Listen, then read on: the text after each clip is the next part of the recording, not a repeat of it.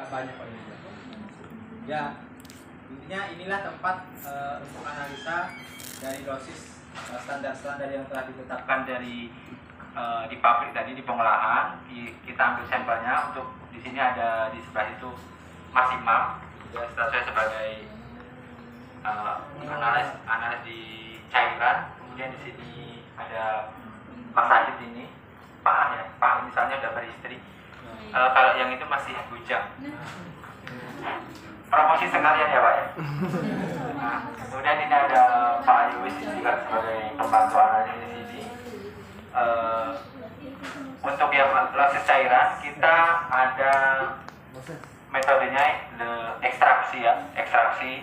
Kemudian kita sampel tadi bisa tangkos, fiber, nat, yang istilahnya sampel padat tapi kandungan minyak, ada kandungan minyaknya, itu kita ekstraksi di situ. Kemudian ada lagi nih proses di FE, misalkan tadi kan cair ya, cair, kemudian solid itu kan juga kayak lumpur lah, itu masih ada kandungan airnya, itu kita proses dulu, nanti di oven kita keringkan dulu, kemudian padatannya itu kita ekstraksi lagi untuk mengetahui kandungan minyak yang terdapat dalam sampel tadi. Itu untuk analisa di oilosis. Kemudian kalau di kernelosis atau produk kernel itu di masa ini ada juga dari beberapa sampel tadi kan, di PES, kemudian di ATDS, di Versiklon, kemudian di SHC dari Versiklon. Itu metode yang digunakan di sini hanya pemisahan berdasarkan visual mata ya. Jadi ada dibagi-bagi macam, misalkan cangkang sendiri, natnya sendiri, nanti kita timbang untuk mengetahui berapa persen dari sampel yang kita analisa tadi, seperti itu. Apakah sesuai dengan standar fotonya atau bisa jadi berbeda. Itu aja untuk di ruang laboratorium ini. Begitu juga untuk yang dari minyak di setorektan tadi, itu biasa kita analisa setiap pagi juga. Untuk metode yang kita gunakan titrasi di situ seperti untuk yang dari setorektan ya, kita ambil biasa saja, kita ambil, kemudian wadahnya bisa kita ambil pakai beker gelas ini aja, yang kecil, yang kayak gini nih, itu ada kaca, itu kita ambil kurang lebih 80-100 ml, biasa kita ambil pengambilan sampel di setorektan. Kemudian kita timbangnya di sebelah sana Pak, ada racanya kita biasanya itu akurat sekali Pak.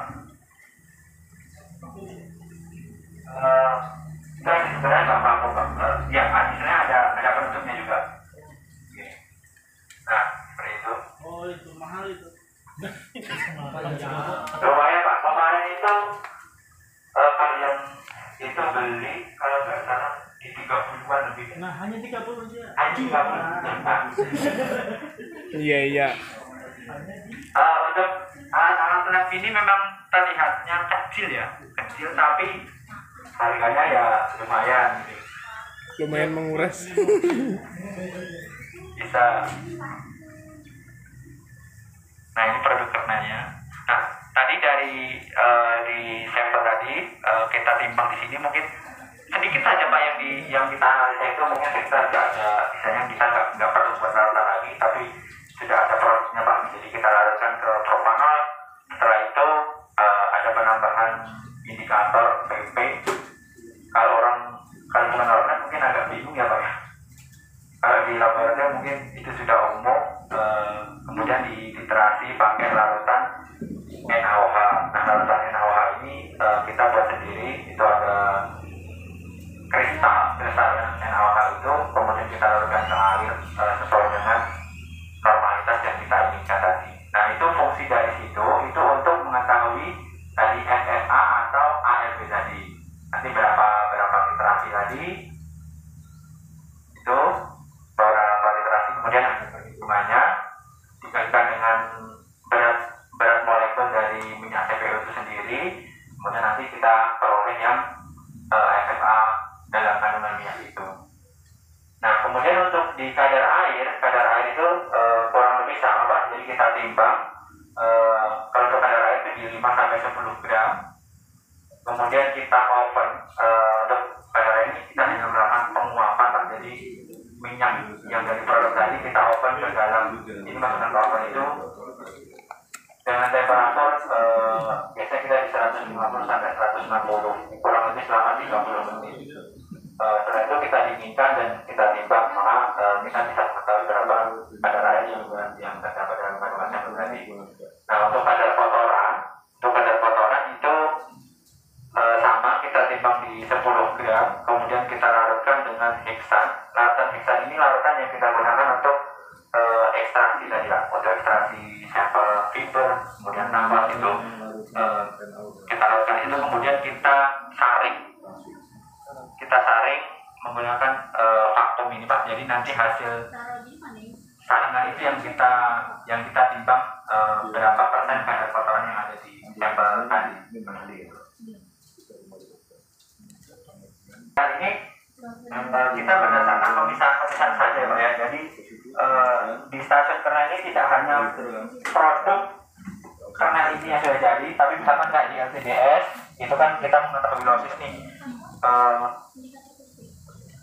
ada beberapa bagian Pak, misalkan nat utuhnya berapa, kemudian nat pecahnya berapa, kernel utuh berapa, kernel pecah berapa, cangkang berapa, kemudian ada batu nggak sih yang terikut atau fibernya itu berapa persen. Nah, di kernel ini misalnya kita cuma pilah-pilah gitu ya, jadi kita bagi-bagi tadi, kemudian untuk mengetahui berapa persennya ya kita tinggal bagi. Misalkan nih di sini ada cangkang ketemu 5%. Nah, untuk sampelnya ini kita pengambilan biasa di 1 kilo. 1 kilo sampel ini kita pilah-pilah semua. Nanti dari hasil pemilihan itu kita bagi menjadi kita bagi 1 kilo tadi. Jadi langsung ketemu persentasenya berapa sih. Untuk kena di situ saja sih Pak. Ada yang ditanyakan?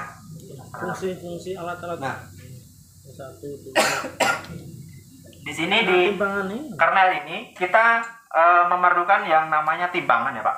Timbangan kernel ini, yang ini juga cukup mahal Pak kemarin. Kita butuh baskom. Baskom ini ya kita untuk menimbang saja sih, untuk wadah kita menimbang. Kemudian kalau ini stafel ya kita jaga arus yang ke sini aja. Untuk itu aja. Ini oven Pak, ini oven yang error. Ini lumayan nih, 25-an kan? Ini oven dulu Pak, error karena istilahnya yang nggak kita buang, kita manfaatkan untuk sebagai meja di sini gitu. Kita oven yang digunakan di sana. Kalau oven itu kurang tahu ya Pak, itu istilahnya kayaknya dari awal pabrik sih. Kalau kemarin saya coba ada rencana pembelian itu oven yang ini, timbangan ini dulu 40. Kalau itu beda kapasitasnya sih Pak. Kalau ini kapasitasnya di 8 kilo. Akurasinya sama. Kurang lebih sama. Kalau untuk alat ini apa? Nah, ini vakum Pak. Ini vakum. Ini untuk yang analisa kadar kotoran tadi. Vakum ini untuk mengambil ya, jadi minyak yang kita timbang tadi kita larutkan pakai heksan. Kemudian kita di situ ada kayak saringan gitu Pak. Jadi ada alat itu masih Mas, coba yang putih coba masih Mas. Nah, coba kadar kotoran. Nah, nanti di sini kita masukkan kayak kertas ya, kayak tisu Pak. Tisu kecil, bukan tisu sih, tapi filter kertas. Di situ juga ada itu. Masih mau coba tunjukin? Oh, khusus ya. Kayak gini. Lakmus. Oh, ini. Oke. Nah, untuk analisa kadar kotoran tadi. Jadi dia menyerap Ya. Ya, untuk analisa kadar kotoran tadi kita timbang ini dulu. Kita timbang, ini kan masih bersih ya. Nah, kemudian kita masukkan ke sini. Nah, habis ini fungsinya tadi yang minyak yang kita larutkan tadi kita saring di sini. Nah, setelah disaring itu kita oven dulu kurang lebih ya setengah jam. Habis itu kita timbang lagi ini kertasnya ini. Pasti kan di sini ada kotorannya. Nah, kita mengetahui kadar kotorannya dari situ. Oh. Nah, itu yang kotor. Dikit aja sih. Kalau yang masih baru kan masih bersih ya, bersih kayak gini. Nah, untuk kadar kotoran ini di 0,0 sih, masih 0,01, kadang 0,02, kadang ya 0,03. Toleransi. Nah, kalau untuk toleransi di penjualan itu gabung ya. Jadi untuk kadar air dengan kadar kotoran itu jadi satu, bukan kadar kotoran sendiri, kadar air sendiri enggak. Kalau kita merujuk ke penjualan, kadar air dan kadar kotoran itu 0,50. Nah, produk yang punya kita ini kurang lebih kalau kadar air itu di 0,22, 25 gitu. Terus kemudian kadar kotorannya kan 0,025. Jadi kalau kita jumlahkan masih di 0,02 berapa? 225. Nah, seperti itu.